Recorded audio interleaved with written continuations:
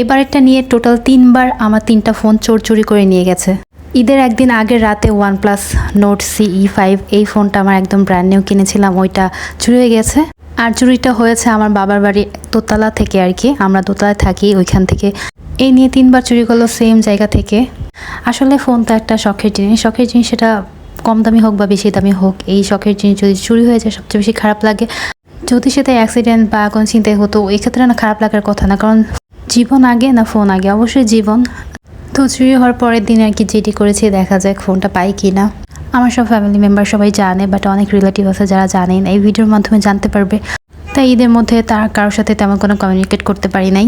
ঈদের একদিন আগে যেহেতু চুরি হয়েছে, তো ঈদের দিন বেশ মনটা খারাপই ছিল।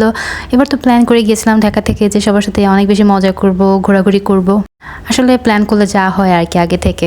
তারপর সবার সাথে একসাথে ঈদ করেছি, খাওয়া দাওয়া করেছি, মানে উপরে উপরে আর কি হাসিমুখী ছিলাম। বা আমার খুব খারাপ লাগছিল ফোনটার জন্য। ইভেন আমি এখনো পর্যন্ত ঈদের ড্রেসও পরি নাই, যেরকম নিয়ে গেছিলাম ওরকমই প্যাকেট অবস্থায় ছিল।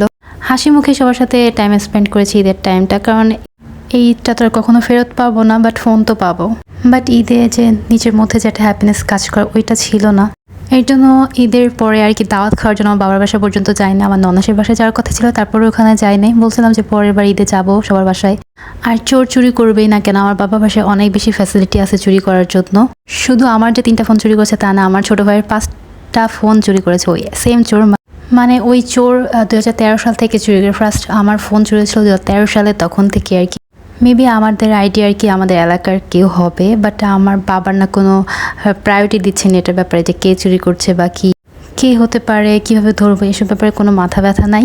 এখন বলি কীভাবে চুরি হয়েছে, আমার বাবার বাসায় আর কি 3তলা পর্যন্ত, তো আমরা থাকি দোতলায় ওখানে জানালা সাইডে সবগুলোতে দাঁড়ানোর মতো অনেক স্পেস আছে, মেবি ওইটাকে সানসাইড বলে। তো সেমভাবে আর কি আমাদের ফোনগুলো চুরি করেছে, বাট এইটা আমার বাবা কোনো ধরনের ব্যবস্থা নিচ্ছে না। আর আমার মা তো সবচেয়ে বেশি দয়ার সাগর, যে চোর যদি চুরি না করে তাহলে কী খাবে, ওই হিসাব করে হয়তো বা দেয় না বা কোনো ব্যবস্থা নিচ্ছে না। বিয়ের আগে যখন বাবার বাসায় ছিলাম তখন বাবার টাকার প্রতি অনেক বেশি মায়া ছিল, খরচ করতে গেলে না মানে কষ্ট লাগতো। এখন তো হাজব্যান্ডের সাথে থাকি, হাজব্যান্ড বিয়ে হয়েছে, এখন হাজব্যান্ডের কষ্টের টাকা আমি ফোন কিনেছি, ওটা যদি চুরি হয়ে যায় তাহলে আরও বেশি কষ্ট লাগারই কথা। তো ফাইনালি আমি ভেবেই নিয়েছি যে ওই সাইটগুলোর ব্যবস্থা না নেওয়া পর্যন্ত আমি আর বাবার বাসায় যাবো না।